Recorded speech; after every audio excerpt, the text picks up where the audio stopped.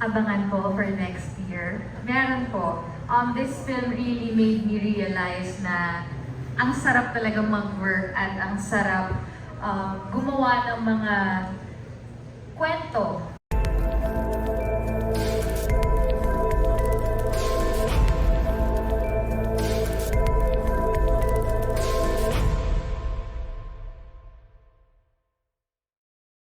Ano yung initial reaction niyo nung nabasa niyo yung script?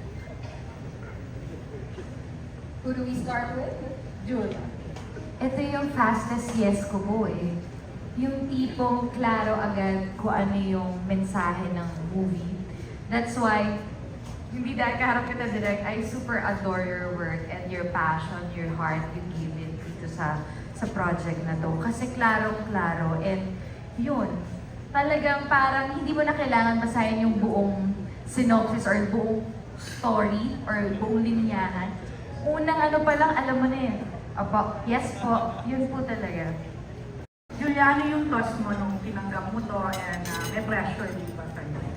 Sa pressure part ko, ever since kasi parang lumaki na ako na puro pressure, hindi nawawala po yung pressure. Pero with this project, siguro it's more of a happy pressure because hindi lang po sa amin as actors with Derek, the whole team really did a great job. And off-cam, yung hindi nakikita ng audience is really commendable.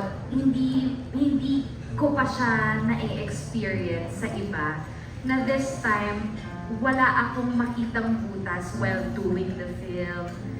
The whole experience, nakaka-spoil na parang nape-pressure ako. Anong gagawin kong next? Kasi hindi nga po ako laging tumatanggap. But this film, really, kinausap yung puso ko na tanggapin mo to, Jules. And kung sila naniniwala sa'yo, subukan mo rin maniwala sa sarili mo.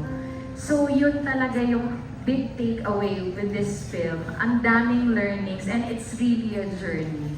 A pressure definitely always nandyan. Pero I know po kasi talaga na nandito po ako sa industry na hindi po ako sikat, hindi po ako madaming fans or whatsoever, pero I love this job. And it's really a passion na sa akin. And ang sarap sa pakiramdam na nagagampanan mo yung role tapos ma-appreciate ng tao. Yun palang big reward na sa akin. So yun, happiness na yun.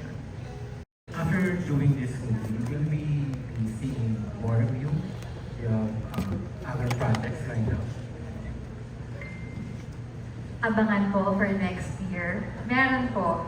This film really made me realize na ang sarap talaga mag-work at ang sarap gumawa ng mga kwento at magkwento sa mga tao. So, yes po.